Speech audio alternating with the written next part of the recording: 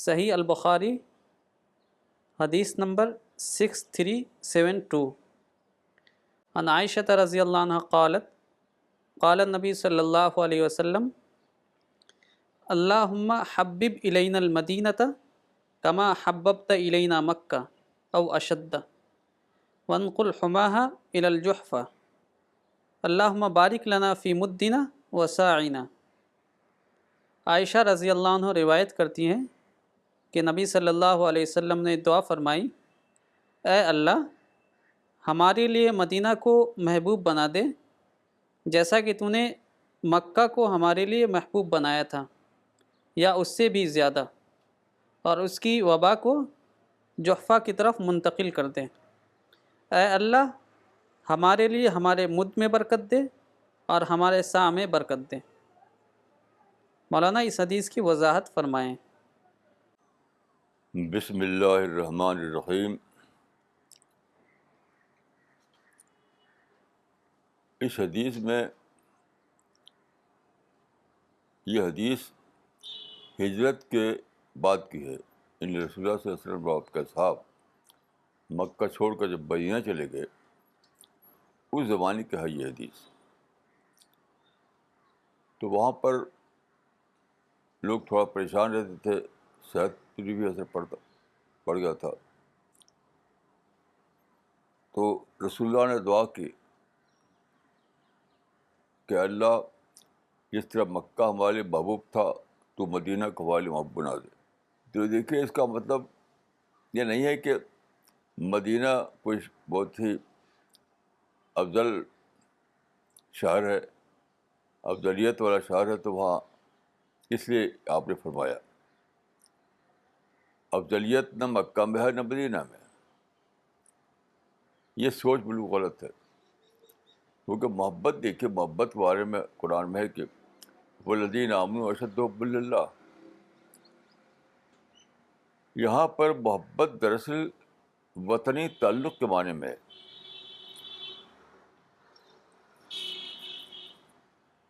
وطنی تعلق یہ لفظی معنوں میں نہیں ہے، مطلب اس کا یہ ہے کہ ہم کو جو تعلق جو وطنی تعلق مکہ سے تھا وہی وطنی تعلق اب کو مدینہ سے ہو جائے، اور یہاں پر ہمارا دل لگنے لگے، ہمارے کام میں کامیابی ہم کو ہو، ہم یہاں پر دوبارہ سیٹل ہو جائیں۔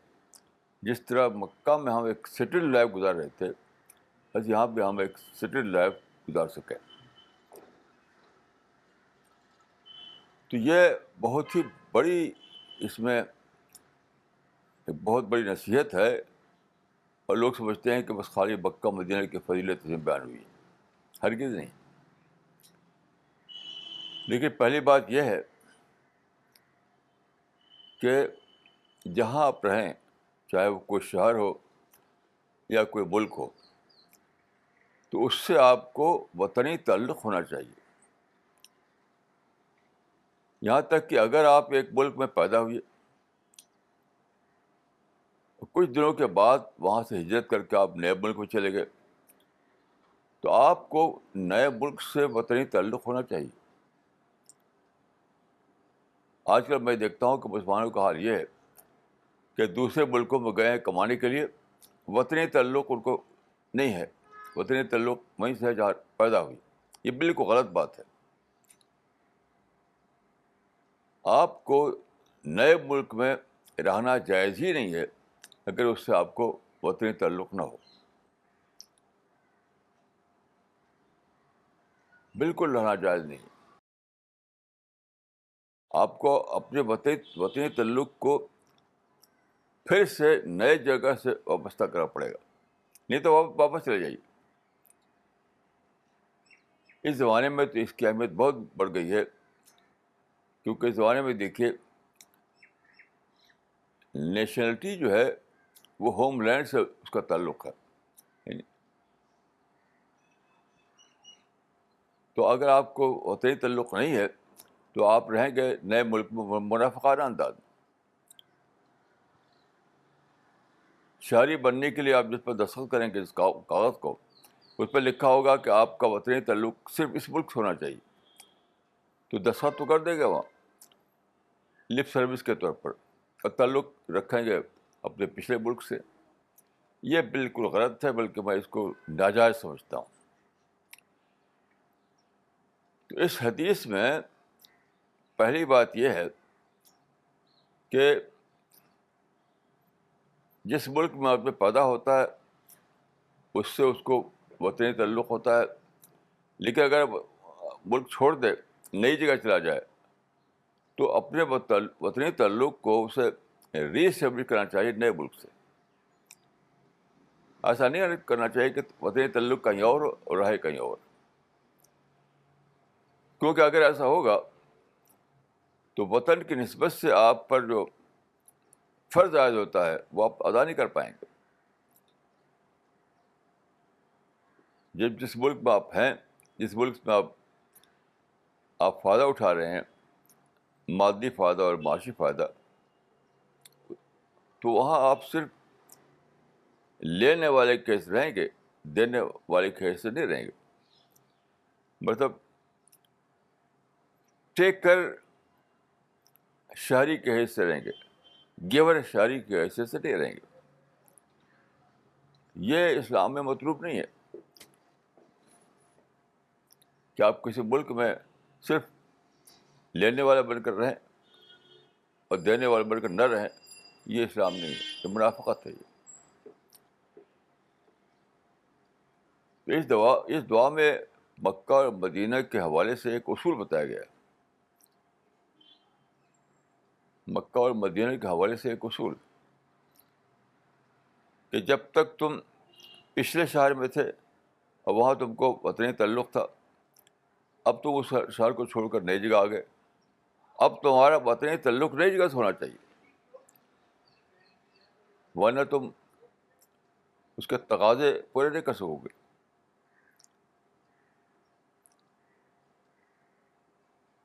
اور یہ جو ہے کہ وہاں برکت دے ہم کو، تو یہ برکت کوئی پورا اثرات چیز نہیں ہے. جب وطنی تعلق قائم کریں گے تبھی تو آپ اچھی طریقے سے وہاں سیٹل ہوں گے اور صحیح انداز میں اپنی سرگرمی دکھائیں گے، صحیح انداز میں کاروبار کریں گے. تو یہ دعا کے انداز میں حقیقتاً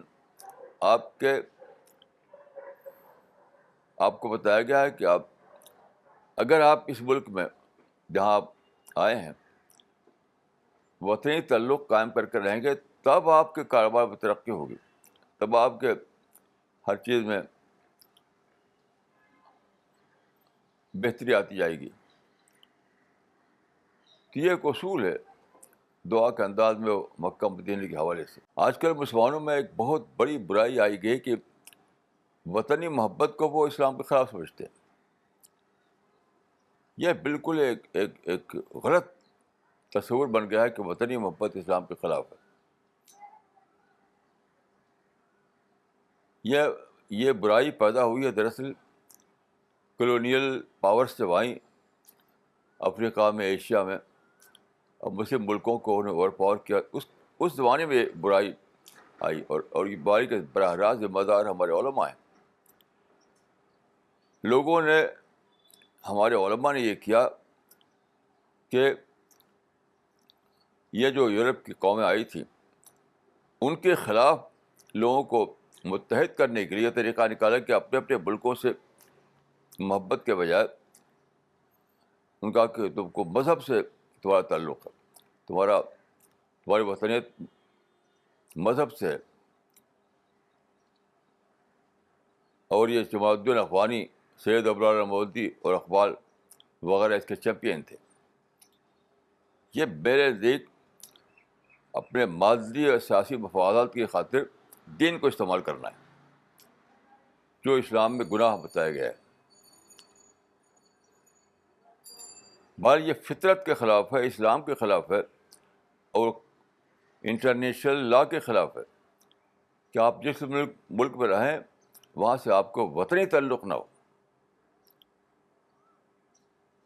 وطنی تعلق نہیں ہوگا تو آپ وطن کی نسبت سے آپ کے جو ڈیوٹی ہے، آپ کے جو فرائض ہیں، وہ بھی آپ ادا نہیں کر سکیں گے، وہ نہیں ادا کر سکیں گے آپ. تو ایک پہلو یہ ہے، یعنی اس میں گویا کہ پیٹریاٹزم جس کو ہم کہتے ہیں، وطنی تعلق، اس کا سبق دیا گیا ہے.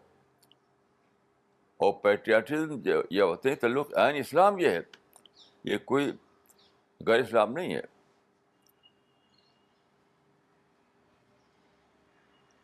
جہاں تک میں جانتا ہوں سارے ہی علماء اس میں شریک تھے کہ انہوں نے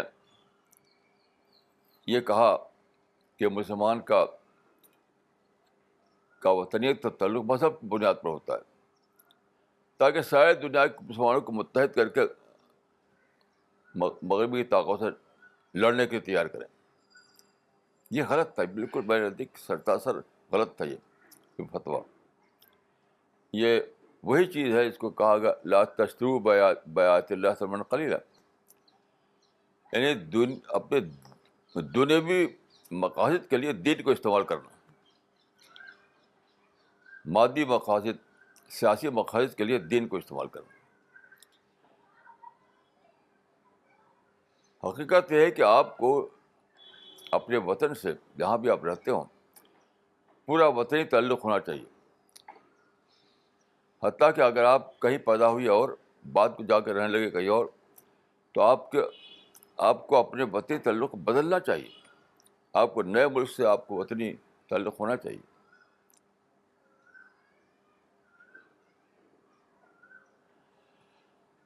تو ایک پہلو تو یہ ہے. دوسرا پہلو یہ ہے کہ ہر جگہ الگ الگ امکانات ہوتے ہیں. جب تک صحابہ مکہ میں تھے تو وہاں کے امکانات کے لحاظ سے دعوتی کام کر رہے تھے. اب مدینہ آئے تو یہاں کے حوال اور ظروف الگ تھے.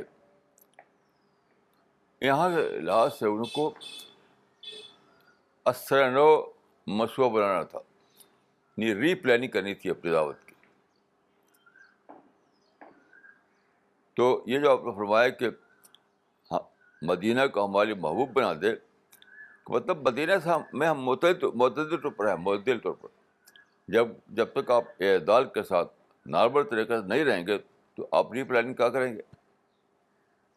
یاد کرتے رہیں گے، پچھلے وطن کو یاد کرتے رہیں گے. اگر آپ پچھلے وطن کی یادوں میں غرق رہیں گے تو نئے مقام جہاں آپ سیٹل ہوئے ہیں وہاں کے حساب سے آپ اپنی دعوت کی پلاننگ نہیں کر سکتے، دعوت کا منصوبہ نہیں بنا سکتے. تو انسان کا یہ مزاج ہے کہ جہاں پیدا ہوتا ہے، جہاں وہ بڑھتا ہے تو دھیرے دھیرے وہاں سے مانوس ہو جاتا ہے، اس سے اس کو وطنی تعلق ہو جاتا ہے. اب اگر اس کو جگہ بدلنی پڑے تو جیسے ایسے ہی ہوتا ہے اس کا حال جیسے کوئی پودا اپنی جڑ سے اکھاڑ دیا گیا ہو. لیکن پودا اکھاڑ دیا جائے تو اکھاڑ دیا جائے. انسان کا معاملہ یہ ہے کہ اگر اس کو اکھاڑے آپ جگہ سے دوسری جگہ پھر دوبارہ وہ اپنے کو سیٹل کر سکتے ہیں.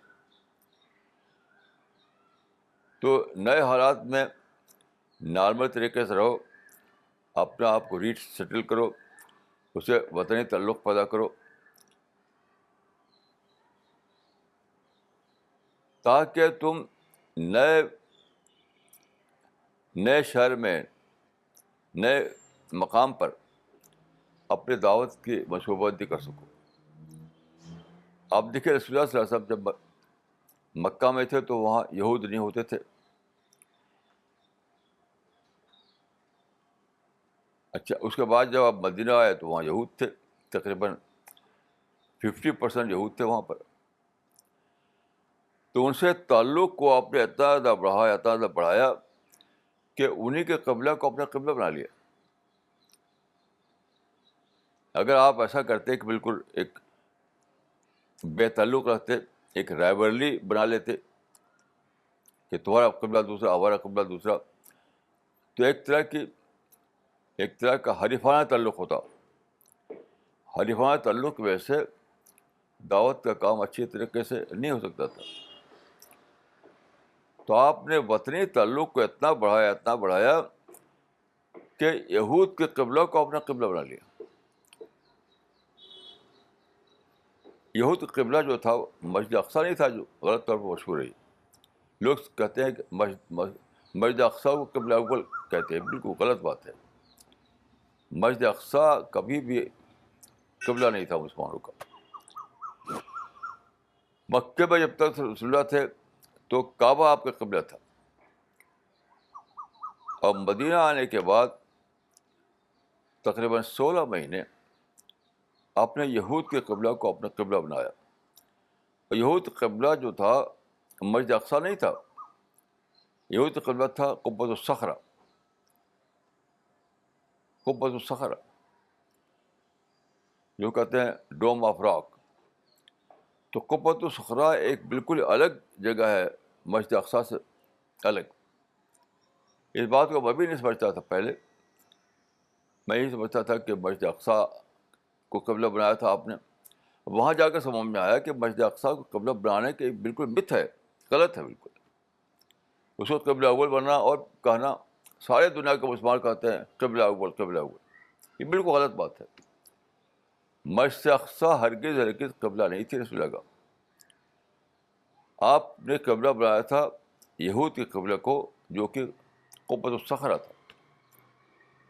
وہ ایک الگ جگہ ہے، وہ ایک مقدس چٹان ہے ان کی، جس پر ایک قبہ بنا ہوا ہے، وہ تھا. تو بہرحال میں یہ کہہ رہا تھا کہ رسول اللہ نے مدینہ کی آبادی جو تھی اس میں 50% یہودی تھے تقریباً. ان سے تعلق کو اچھا بنانے کے لیے ایک ہم وطن، یعنی رسول اللہ نے اب یہود کو اپنا ہم وطن بنایا. ہم وطنی کا تعلق، یہود سے ہم وطنی کا تعلق بنانے کے لیے آپ نے یہاں تک کیا کہ ان کے قبلہ کو اپنی نماز کا قبلہ، اپنی عبادت کا قبلہ بنا لیا. تب جا کر وہاں پر اسموتھ طور پر دعوت کا کام ہو سکا.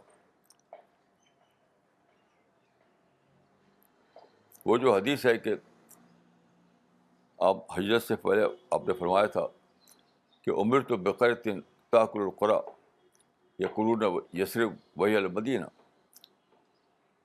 مجھے ایک بستی میں جانے کا حکم دیا گیا ہے جو تمام بستیوں کو کھا جائے گی.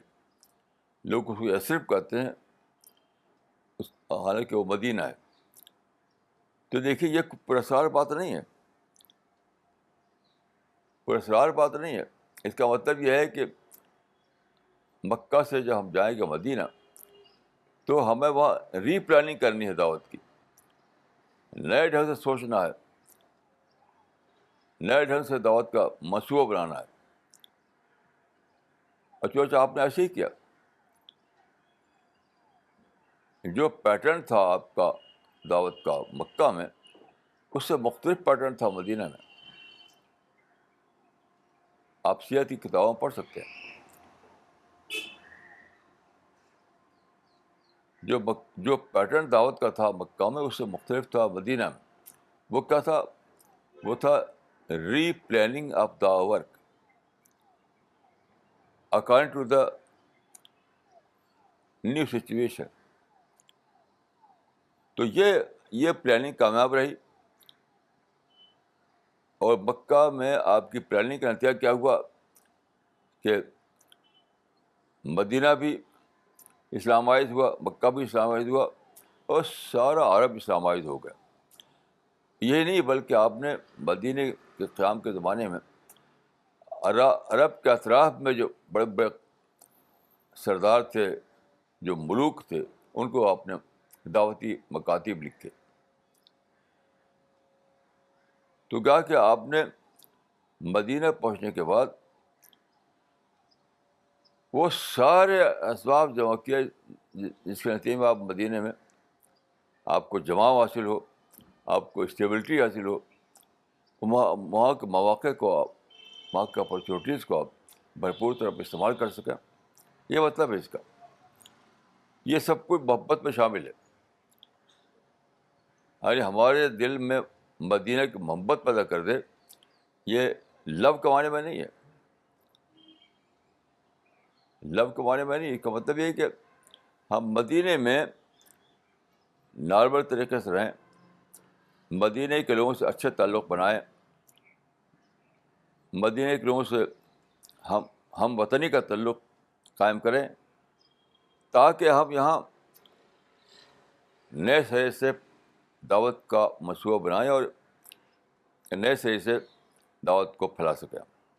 یہ سب اس میں شامل ہے.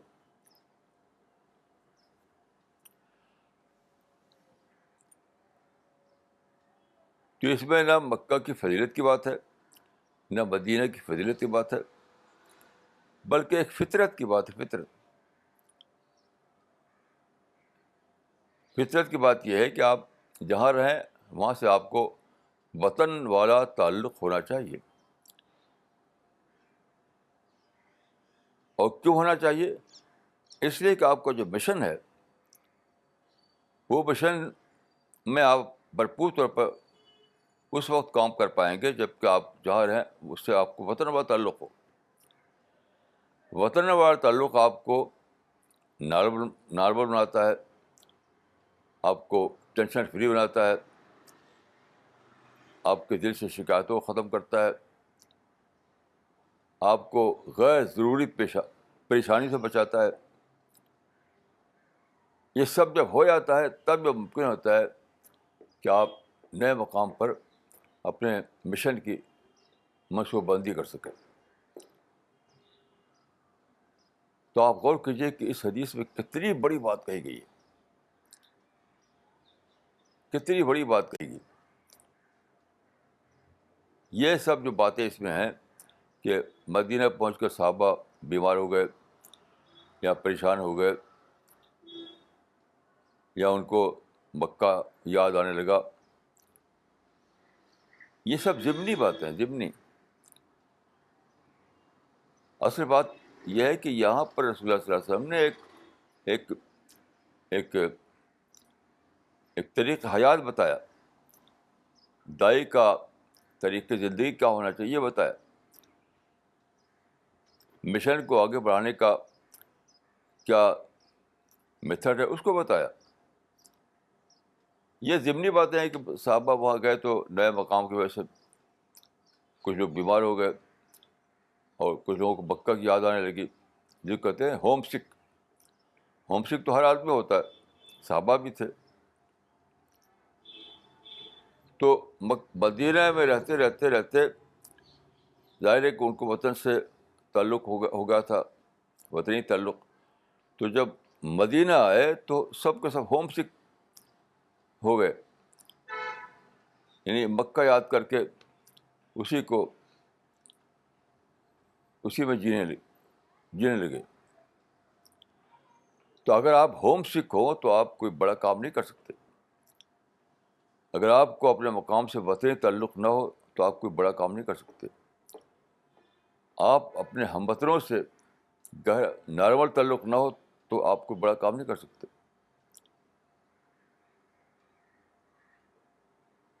اگر آپ نارمل طریقے سے نہ ہوں اپنے مقام پر تو آپ ڈسکور نہیں کر پائیں گے کہ یہاں مواقع کیا ہیں, یہاں اپرچونیٹیز کیا ہیں, اور پھر اجتماعی طور پر اس کو کیسے منظم کیا جائے وہ بھی آپ دریافت نہیں کر پائیں گے.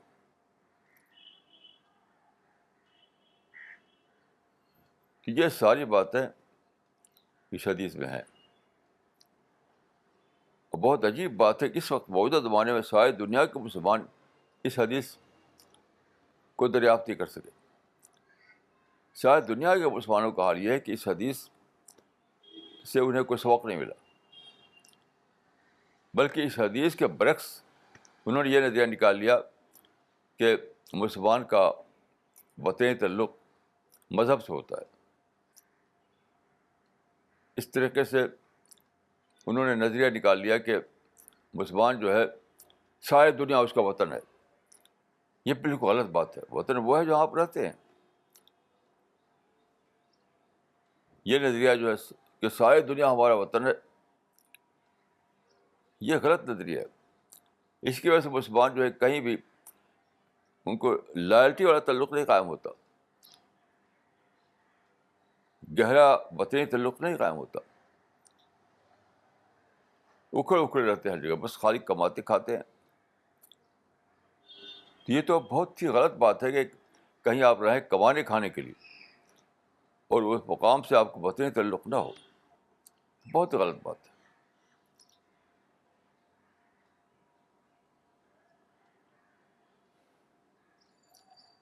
تو یہ ساری باتیں اگر آپ اس حدیث پر غور کریں تو یہ ساری باتیں آپ ڈسکور کریں گے.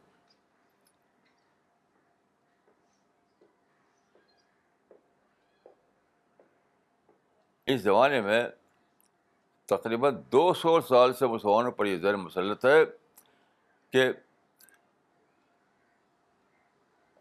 وطنیت کا تعلق مذہب سے ہوتا ہے.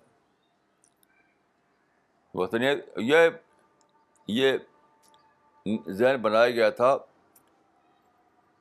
مغربی طاقتوں سے لڑنے کے لیے. شاید لوگ متحد ہو کر اس سے لڑیں. تو پتہ ہے کہ تمہارا یعنی وطنی جو تعلق ہے وہ مذہب سے ہونا چاہیے. بالکل غلط بات ہے یہ. اس کی وجہ سے مسلمان کہیں بھی لائل نہیں، اوپر بھروسہ نہیں کیا جاتا.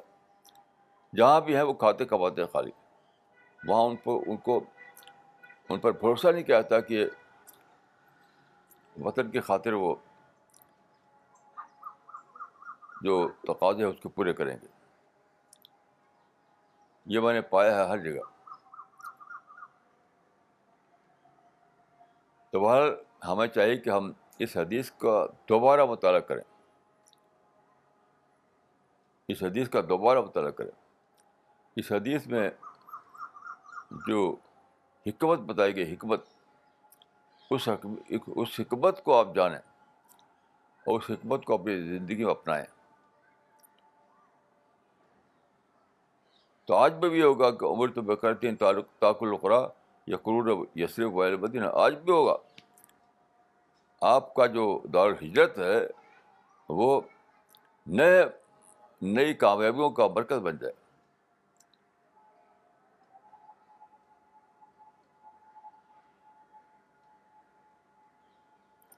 لیکن مسلمان جہاں ہیں بس شکایتوں میں جیتے ہیں، کوئی وطنی تعلق نہیں. بس شکایت، پروٹیسٹ، اسی میں جیتے ہیں. پھر ہیٹ بڑھتے بڑھتے تشدد بن جاتی ہے. یہاں تک کہ کئی جگہوں پر آپ جانتے ہیں کہ وہ سوسائڈ بامبنگ بھی کرتے ہیں.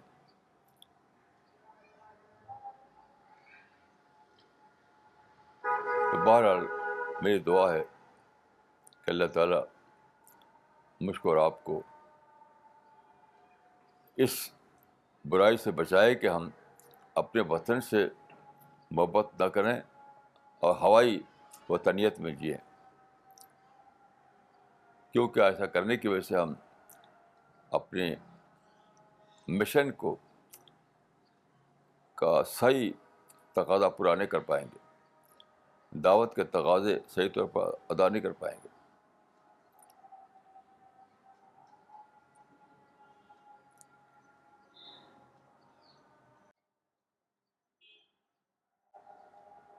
یہ بہت اہم بات ہے اور میری دعا ہے کہ ہم اور آپ اس کو سمجھیں اور اللہ کے مشن کو پورا کر سکیں. السلام علیکم ورحمۃ اللہ وبرکاتہ.